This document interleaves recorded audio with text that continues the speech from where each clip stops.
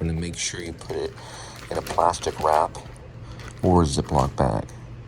And I smell it, and you can smell the gardening. It smells like a garden smell. So it's that botanical smell. There we go. It smells like a botanical seed smell. So they're cooking. They've been in there for 1 week so far. Well, they're not cooking, but you gotta keep them in a dark place.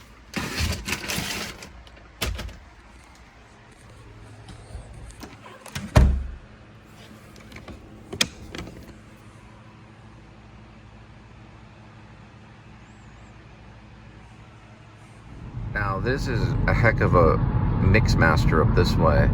You're leaving North Richland Hills and headed towards Hearst or the mall, which is the only mall now. Back when I was younger, there was North Hills Mall, which has been leveled. It's nothing but a big field. This one right here is basically the Northeast Mall, which is still there. It's a really big mall. It wasn't as big when I was a kid. It was about half that size. A lot of stuff went on in that mall. I've got mini vlogs for that mall. I've been in there a few times. That's Northeast Mall. And I'll tell you one weird vlog, or one weird thing that happened to me. My mom was with me, and I was just standing there, and this lady approached me with a clipboard. This is in the mall. This really happened. And I'm looking at my mom, and the lady goes, can I interview your son? And my mom goes, yeah, sure, whatever. And so my mom left. I go in this room, and I sit down. Now, this is all about the movies. I think we were there maybe to see a movie or something. I'm not for sure. But so I go in this little room, and they sit me down with another group of people, of like 3 or 4 other people. Older people, maybe a lady that's in her 30s, a guy that maybe, a guy that was like in his 20s, and then maybe like someone that maybe in their 40s. I don't even remember the ages, but there were older people. There were like 3 or 4 of them. We all went in this room, and we watched this little trailer of this guy riding a horse.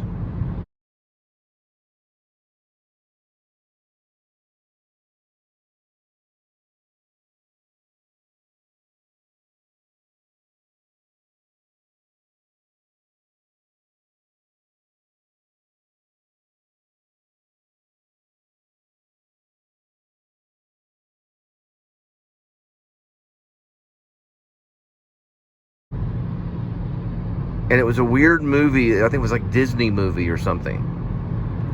Sponsored by Disney or something. But it was a live action movie. And it was Return of Snowy Mountain or something like that. Return of Snowy Mountain. And then afterwards, the lady gives us like our own little clipboard. And we had a questionnaire that we had to read from that said, would you see this movie in the future? And it'd be like, one would say, you'd check like 1 through 5. 5 would be very not likely, or something. And 4 would be somewhat likely. And then 3 would be likely or something. And then 2 would be maybe or something like that, or somewhat yes or something like that. I think it was like somewhat yes. And then 1 would be yes. It was, it had a gradation level of whether or not you would go and see this movie. And then it asked questions like, does the movie seem like an action movie or something? It had questions about the movie. And it was a survey about movies. And we would just sit there. I would sit there with this little pencil. It was like a putt-putt golf pencil. Those little tiny pencils, And you'd sit there and mark. And I enjoyed it. It was kind of cool. I ended up doing a lot of that kind of work after college. I worked for a place called Mark. It was a market research thing. But I actually was a little kid. I was maybe like 11 years old or something. My mom let me go in there and give discretion upon this Hollywood movie, Disney movie called Return to Snowy Mountain or something. We only saw the trailer. It was very strange, but a lot of weird things happened at the mall.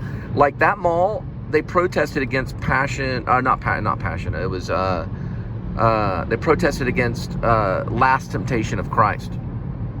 It was shown at that mall. It was called The Last Temptation of Christ. And in The Last Temptation of Christ, there was a big debate going on, whether it was, the devil's work or whether it was, a good Catholic movie to go see or something. Because the director was actually kind of a Catholic guy. It was Martin Scorsese.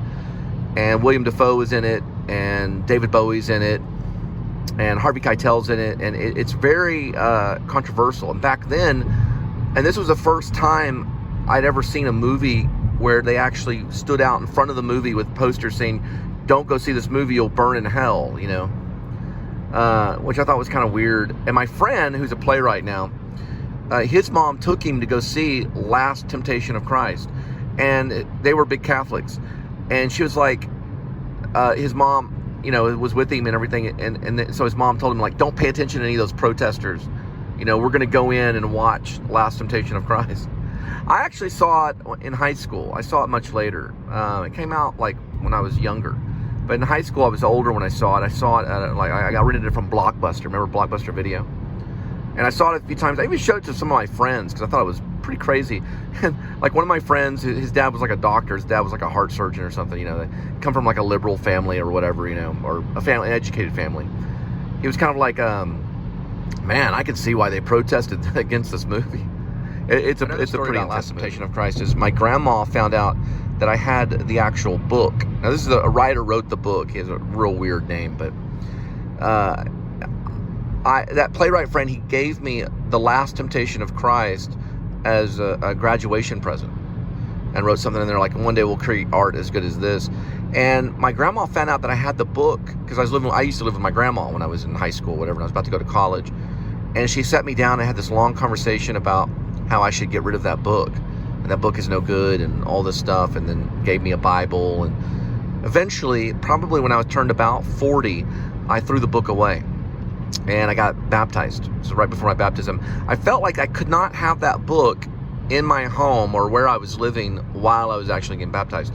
So I went and threw the book away, and it was kind of like honoring God, saying, maybe I shouldn't have, not that my grandma's God or anything, but it was kind of like honoring her, saying, well, maybe I shouldn't have, that book, when I'm actually devoting my life over to the Lord, kind of thing.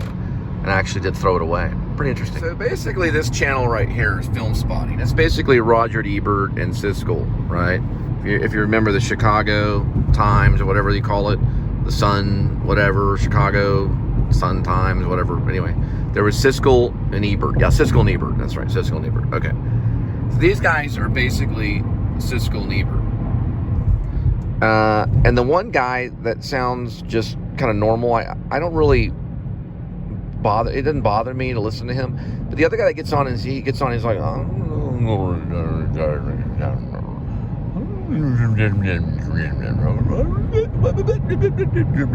kind of stutters a little bit. I don't like that guy. He just got up there and he said, well, it's a real movie.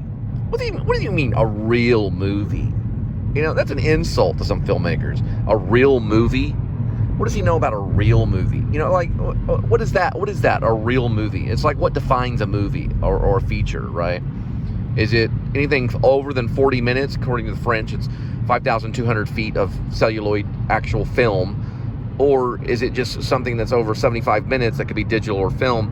And they're arguing like, it's a real movie. It kind of made me mad.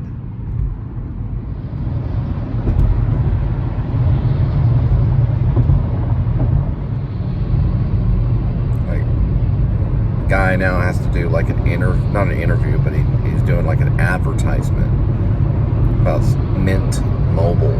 He pays like $15 a month or something. Well, that's for his kids. He has kids, so he has to pay for cell phone bills. And he's bragging, well, not bragging, he's explaining, advertising that he only has to pay $15 for one of his kids' phones or something because he's on some kind of plan called Mint Mobile. Verizon supposedly does $45 a person in a family. That's pretty good for the network with their name, $45 per person, as opposed, I guess, to $15 per person. But I don't know if they get unlimited and all that kind of stuff, because, you know, if they don't get unlimited, it could get really bad. You want to, you know, you don't want to even attempt. Trust me, I try to do the whole thing where they throttle, you know, and they kind of gauge you on how much data you use. Yeah. Anyway, I don't know anything about Mint, but Verizon, they have all the towers. Let's just put it that way. All right, I don't know both their names, but one of them is named Josh, and he's on this thing right here. So Josh is one of them. He's talking to Josh. The other guy, it's Adam. That's right. I believe his name is Adam and Josh, because I can hear it in my head.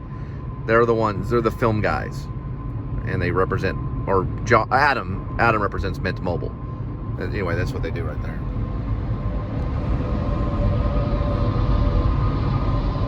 It's a real movie. Okay, so Josh is cool and Adam is cool, but there's some third guy that comes in. That's what I'm talking about. So there's Josh and there's Adam, and then there's a third guy that comes in, and he's kind of like, and I think it's a possibility, and I do think it is a real movie, and the reason why, when I was watching Fellini, and Fellini, he kind of talks like that. But anyway, Josh and Adam are really cool. But that third guy, he sounds like he's like a real big critic. Like he's the guy that, you know, you got to get the good review from, because the other guys, they like everything. They're like, oh, we love Taxi Driver, we love you know, Annette and Respect and Happy to whatever. They love everything. That's why they're great. But the other guy comes in and he's like, I don't really know why he's into this. But anyway, you know, he's the one that's he kind of mumbles a little bit, and there's some airplanes. He's the critic of the three. So he'd be the critic. You know, so they got one critic on there. The other ones, they love everything. So if you love everything, how can you be a critic? But anyway, that's what I just want to say. It seems like Adam is a common name in show business for some reason, or the entertainment business. Adam, you know, you got Adam Driver, Adam the Woo, Adam on this guy, name's Adam. I mean, you could go through like 10 or 20 Adams. There's a lot of Adams out there that are, you know, well known or famous or in the entertainment business. I just noticed that guy's name's Adam. We're gonna go under the bridge. I'm gonna look upward and look back down. Now we're good. Then I'm gonna change the focus and change it back again. Isn't that fun? So I guess they're doing a review of Candyman and a review of Love or something. I don't know. Anyway, they do a lot. They do like top 50s. They do reviews of films that, you know, from the 70s. They do current stuff. Film spotting is actually quite brilliant. It's very intriguing. It's intriguing. I don't want to sound like a critic, but I recommend it. Film spotting, pretty good one. I was trying to get this kind of Spielbergish, kind of Kubrickish kind of thingy right here.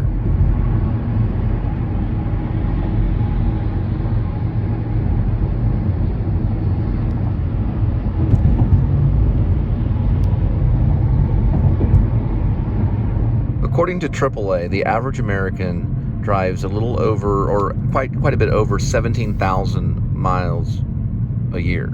Average person does about 17,000. Change that. According to AAA, it's the average American spends 7,000. I'm sorry. According to AAA, we're going to start over. According to AAA, the average American spends about 17,600 minutes driving. It's average American. A year, okay? So they're going to spend about 58 hours at a red light on average throughout, I guess, their life. No, that's each year. So each year they spend about 3,520 minutes waiting at a red light each year. That's yearly. According to AAA, the average person drives for about 17,600 minutes a year. That's the average. So you'll drive 17,600 minutes. So you'll spend that many minutes driving. Now, you'll wait at the red lights for about 58.6 hours throughout that year. Simple math. Now, how much time, how many minutes is that? That's 3,520 minutes that you'll spend each year waiting at a red light. 3,520 minutes awaiting at a red light. About 58.6 hours a year waiting at a red light. That's average. How long do you wait at a green light?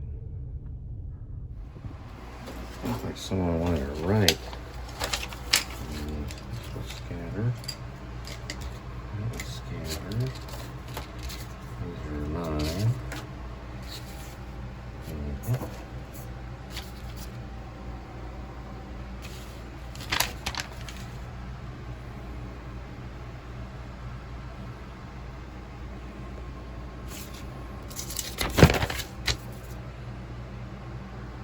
I remember this one. Okay.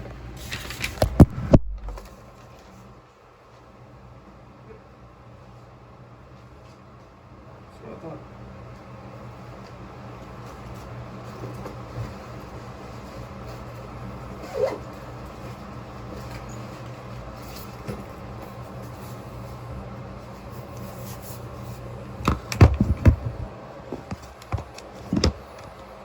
I did get to work on the werewolf film.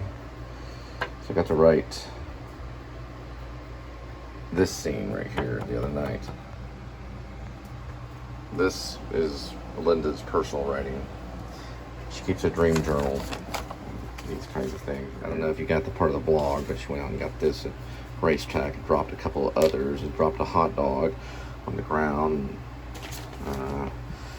Anyway, so I don't know if she won her or not.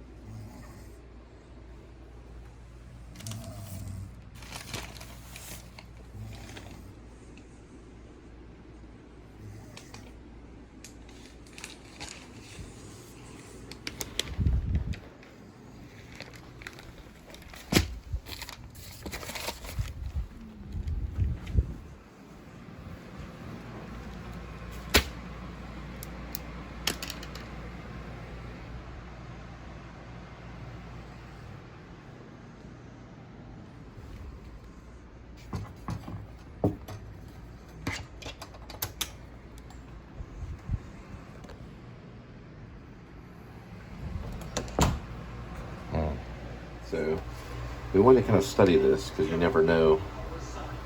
So I'm going to look it over and see what happens. Okay. So reveal 3 match symbols in the same spin. Win the prize for the spin. Reveal 2 matching symbols in a money bag symbol in the same spin. Win double the prize for the spin.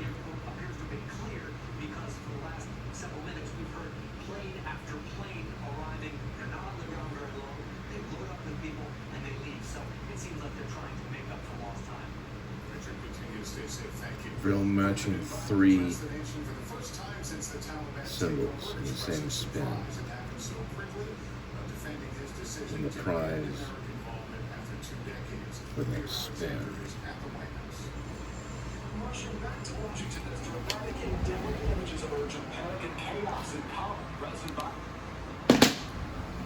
Okay. So we have to reveal 3 matches, or I'm sorry, reveal 3 matching symbols. So reveal 3 matching symbols in the same spin.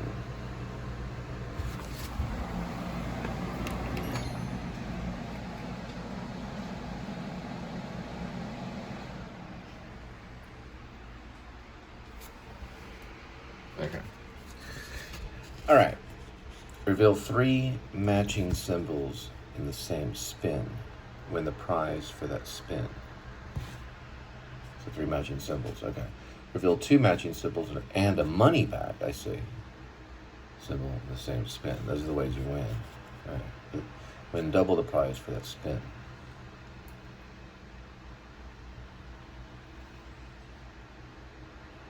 Oh, so the money bag you get double. Okay, that one's no good. So the money bag, you win double if they're 2 matching and a money bag. So you get the double. You roll the 3, and that's a win too. Let's look at this one. Nope. Nope. Nope.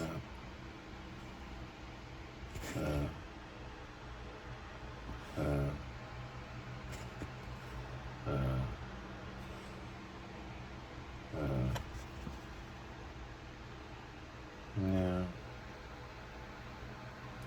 No. I don't see that one. This is a money bag. Still, there's no 2 matching, so.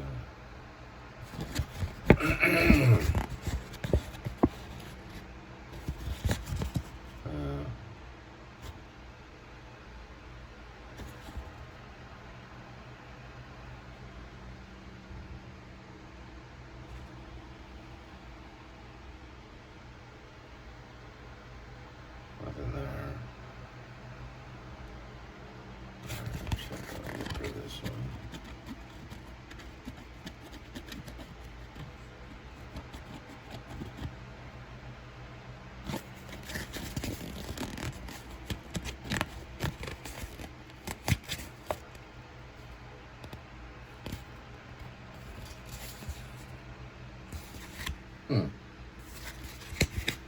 She lost 2 of them at a racetrack because we had her run off. She ripped the side of that. That was a total of $5. The other 2, I don't know, maybe some ritual she goes through or something. I don't know. Anyway.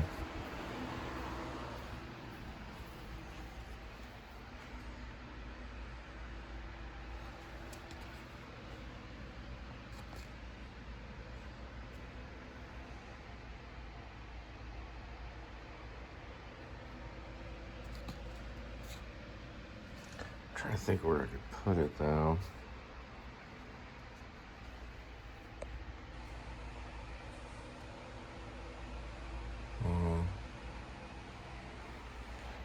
Memorabilia. I do have some stuff right here. So I'm trying to figure out what this is. Oh yeah, it's like a drawing that we did together and things like that. So I'll probably put this one up there. Kind of remembering a crazy day that we had together. All right, so now she's Teeny Ann. So no more Teeny Planet.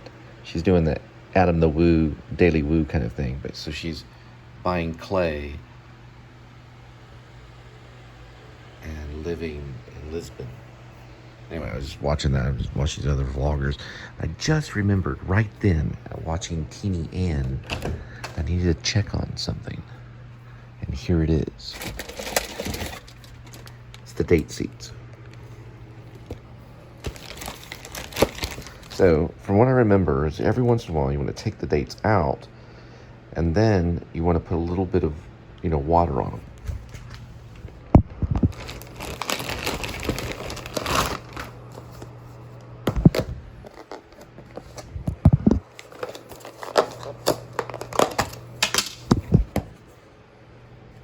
They're still a little damp, but from what I've seen some other videos is they take it out and they look at it and then they redo it. So we're going to take out at least one because you don't need that many date seeds to get started. But I have a bunch of them because you have to get this little white thing that comes off of it to make it work properly.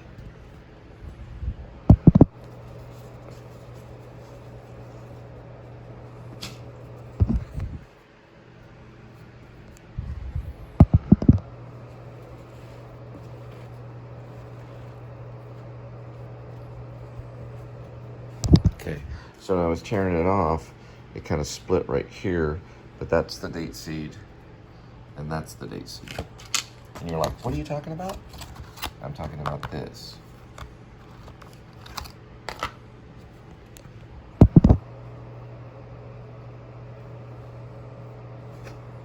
You can kind of smell it. It smells kind of weird. There it is. Okay, from what I remember, you put them in a dark place and you let them sit there. It's still damp. So I'm gonna go ahead and leave them alone. It looks like they're in the right direction. This one looks good too.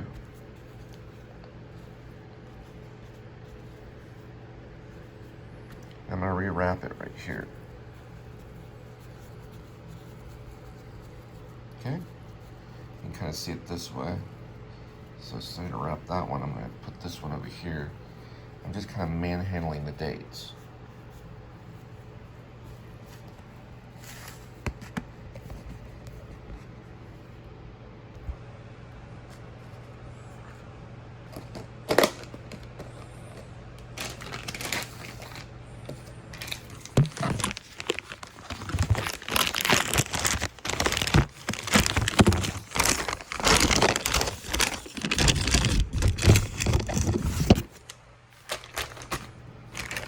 I'm gonna make sure you put it in a plastic wrap or a Ziploc bag. And I smell it, and you can smell the gardening. It smells like a garden smell. So it's that botanical smell. There we go. It smells like a botanical seed smell. So they're cooking. They've been in there for 1 week so far. Well, they're not cooking, but you gotta keep them in a dark place.